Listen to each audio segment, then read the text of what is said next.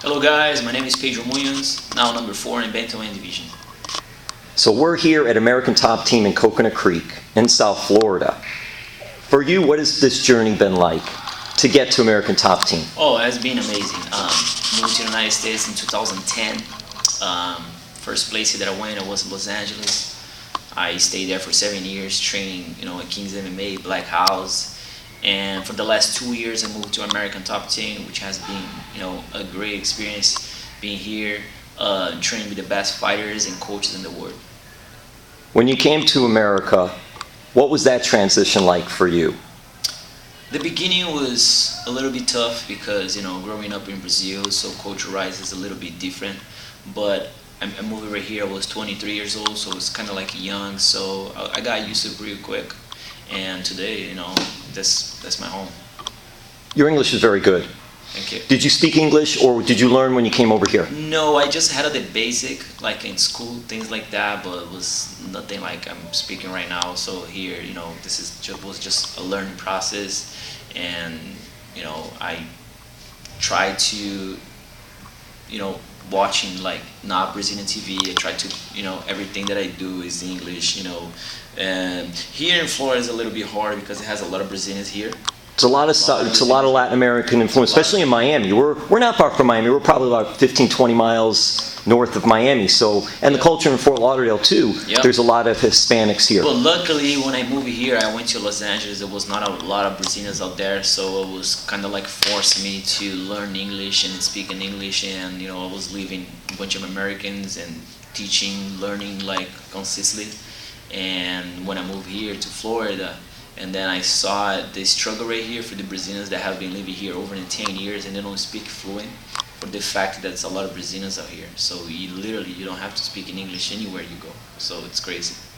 For you, you're adjusting and you're trying to become the greatest fighter, the best fighter, to present yourself in a good fight. But you also have to adjust to all these other things, whether it be learning the language or the culture or the food. Do you feel you're at a point now where you're comfortable with all that, and now it's just totally focused on the MMA? Yeah, definitely. So I'm never satisfied. Always, looking for places to improve. Anything in my area. And right now, for the last 2 years, like I said, I've been training here in American Top Team, which I don't have to, live literally 5 minutes from here, so I don't have to go all over the place to train. So all the trainings that I do, it's right here in this facility.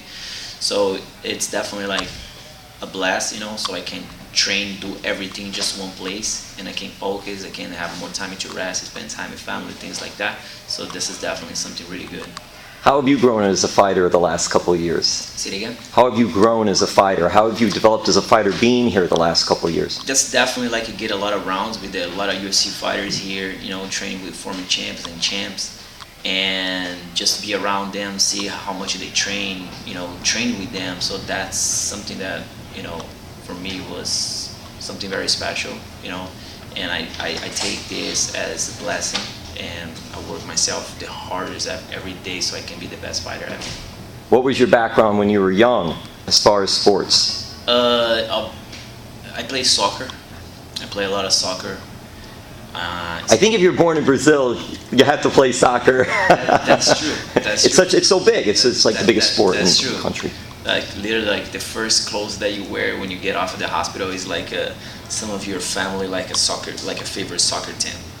And starting playing soccer, that's something that I used to like it a lot. Today, the reason that I don't play anymore because you can get hurt very bad. So I cannot afford, MMA, that's what I do for a living, so I can't afford to go and do something for fun and get hurt. It's going to keep it out of the track. Was it a challenge saying, okay, what do I want to do? Do I want to do soccer or do I want to do MMA? That was not a challenge at all because I always liked fight more. So for me, it was kind of like a natural transition. And just doing Jiu-Jitsu, I was playing soccer, and then at the same time I was doing Jiu-Jitsu, so it was not hard for me at all to give up on soccer because Jiu-Jitsu was definitely something that I was in love with, and I still love today to train. I'm always, learning. So it's definitely a developed sport, and you never stop learning. Brazilian Jiu-Jitsu, just it's named after Brazil. Just tell us about how big of a sport Jiu-Jitsu is in Brazil. It is really big. So today we can compare it here to America because it's also very big. You know, the best like Jiu-Jitsu guys out there, the best coaches, they moved to America, you know, because there was just a better way of living money-wise, financially. So today we have a lot of like good schools here in America, and a lot of like American like fighters, which they have been training with the best coaches and the best like training partners, things like that. But I see, you know, going back to your question, Brazil is it is something that, like I said, it's a part of the blood, like the soccer, the jiu-jitsu too, and the fight in general. What do you like most about being an MMA fighter? All right, that's a good question. That's definitely something that I like, the challenge. You know, I like to challenge myself. I like to always improve. Everything that I do, I want to do the best that I can do, and being an MMA fighter, you know, we have always, you know, to develop like boxing, Muay Thai, Jiu-Jitsu, wrestling, not just one sport in specific, but a lot of them, like sports combat. And like I said, I like the challenge. I like all the feelings that I feel like getting ready to a fight, you know, the fear, the anxiety, everything. I feel alive, you know what I mean? And I fight for myself first. I fight for my family. I fight for my country. I fight for the fans, and you know, this is a part of my life. It's a big part of your life, and you're doing well with it as well. Do you have social media for fans? I do.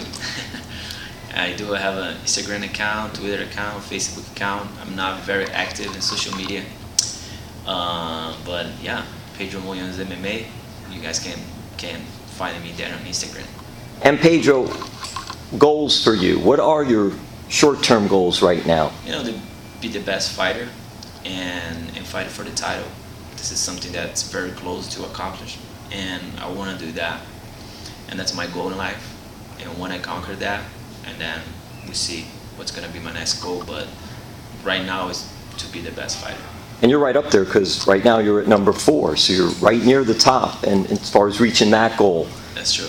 You mentioned soccer. We'll wrap this up too with this. Do you watch soccer on TV? Are you able to attend any? Sometimes they have big soccer matches down here. They're actually getting an MLS team, a Major League Soccer team that's going to be here next year in Fort Lauderdale. Not anymore. I don't follow soccer anymore. That's something that was never my thing. Watching soccer in the games. I like to play. I used to like to play, but I don't like to watch. It's kind of boring. Watch on TV. What do you like to do if you're away from MMA? Yeah, you know, I'm like laid back guy. I like to watch movies. I like to watch documentaries, learn. You know, reading books, things like that, and. Not much. Always thinking. Always thinking. Right? Yeah. That's good. All right, Pedro, thank you so much. Sure. Thank you.